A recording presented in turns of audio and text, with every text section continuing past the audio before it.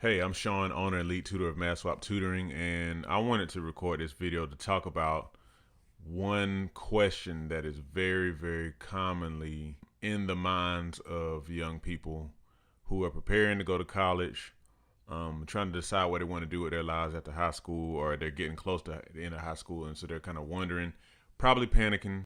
And this was me, at least to some degree. And these days, now that I'm in my 30s, I kind of smile at those days. But anyhow, let's get into this video. So should I follow my passion or should I follow, should I follow money when selecting a career path? So the first thing I want to say before I even get going is don't panic, y'all. Don't panic.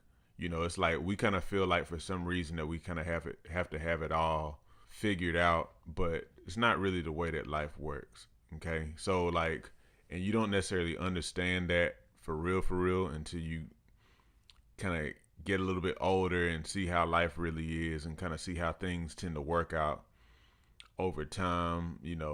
Our modern day culture makes us feel more and more like we have to like know everything, like the end game at the beginning, and it's just impossible to understand that. It's just impossible to have that type of knowledge. I mean, you can use wisdom and make educated choices and whatnot, but life is gonna life, and you're just not gonna know everything. So, first thing, should I follow my passion? So that's a very cliche and whatnot, but at the same time, valid question.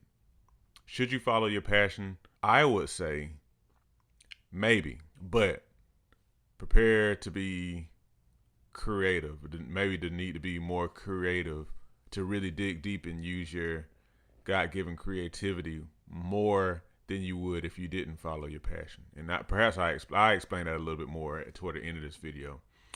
Should I follow money? I'll say almost definitely not. Money is not a problem for sure. It should be a factor because you want to make a living, and there's nothing wrong with doing work that pays you well. However, you have to be careful if you choose a job just based on the money, because I think that would be a that would put you at a very very high risk of choosing something that you immediately don't like, that immediately doesn't jive with the type of person you are. That's the only thing. Sometimes if we choose things for the money, it kind of blinds our vision, and we kind of like go off and start choosing stuff that we really don't like at all, and then you end up very very unhappy and disillusioned and all that kind of stuff. Like real talk, trust me on that.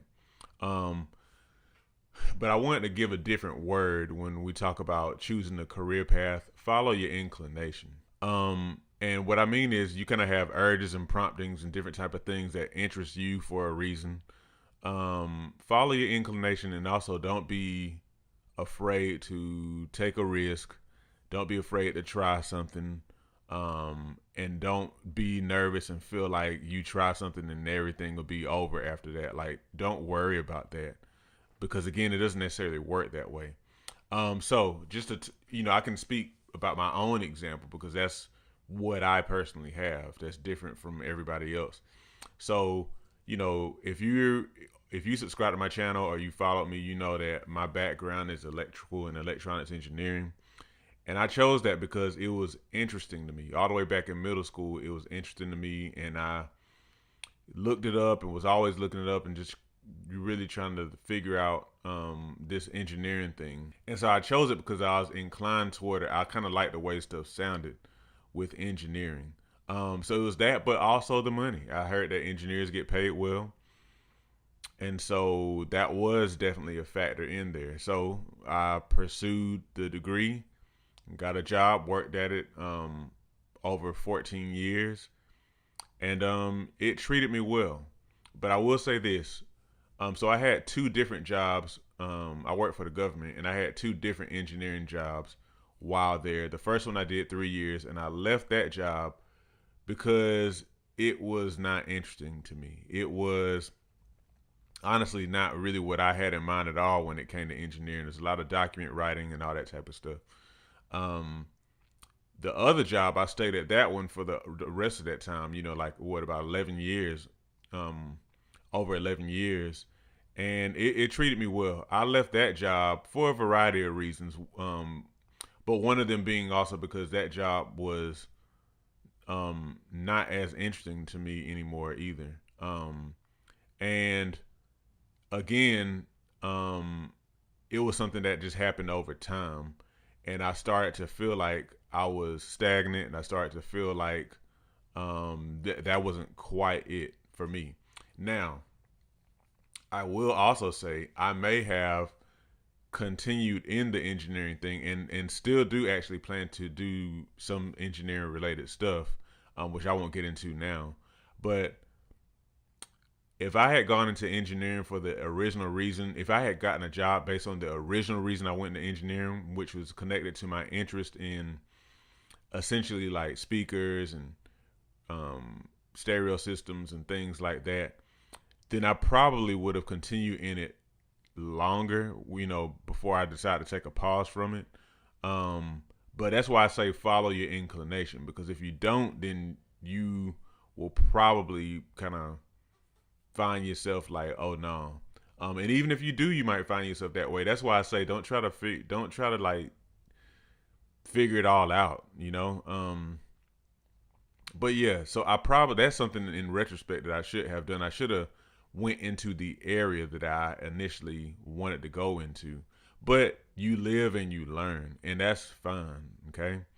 Um, but I want to leave you with a couple of questions to think about when you think about selecting your career. First of all, what is your skill set? The reason why I ask that is because as a math tutor, the owner of a math tutoring organization, one of the things that I have gotten over my life, over my career, is a strong math skill set. Engineers take a whole lot of math, and that is directly the reason why I have a math tutoring organization, because math is a strength of mine. It was in high school. I took a whole lot of it in college and in undergrad and grad school. And it's just a skill of mine that I wanted to use. I like to be able to compute and do all that kind of stuff. And especially to not have to do it for a grade anymore, to be honest. But yeah, so that's a skill set of mine that I was able to directly translate into building a math tutoring organization.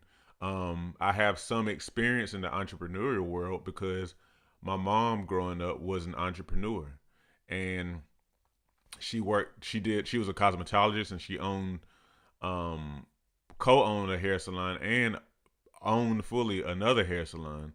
So I indirectly saw what it meant to be an entrepreneur.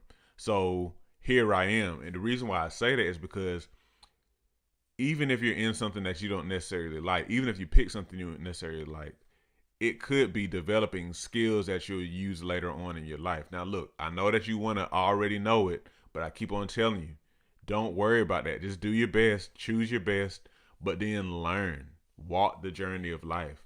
Develop skills, because those skills will come in handy someday, and you'll use them in a way that you wouldn't necessarily expect. Because I didn't necessarily expect to become a math tutor, to be honest. Not at this level. The other thing I want to, the other question I wanted you to consider is, what are you good at that you wouldn't mind doing often? Now, that may or may not necessarily be something you're passionate about. You might be a little bit passionate about it. Now, if you hate it, if it's something you're good at that you hate, then I mean, just don't worry about it, because that's just obviously going to be an issue. But if you don't mind doing it, I would say you don't necessarily have to be like passionate about it. You can just do it. Again, like, I don't know. Like, I didn't dream of becoming a tutor. I like to do it. The teaching is something that I do like to do, but it's not something that I just dreamed about all of my life. But it's something that I do like because I'm good at it. I like to help people. I like to teach. And so it kind of works out. You see what I'm saying? But if it's something like, if you are I don't know, you have great handwriting or something like that, and people always complimented you in your handwriting, and it wasn't something you were crazy about, it's just something you were kind of good at. You could do calligraphy, do that on the side or whatever. It could become a full-time thing. Main thing is, just live this thing called life and understand that you don't have to have it all together now. Um, just choose your best. Don't count your passions out. Don't select just for the money. And follow your inclination. Okay. I hope this video helps you.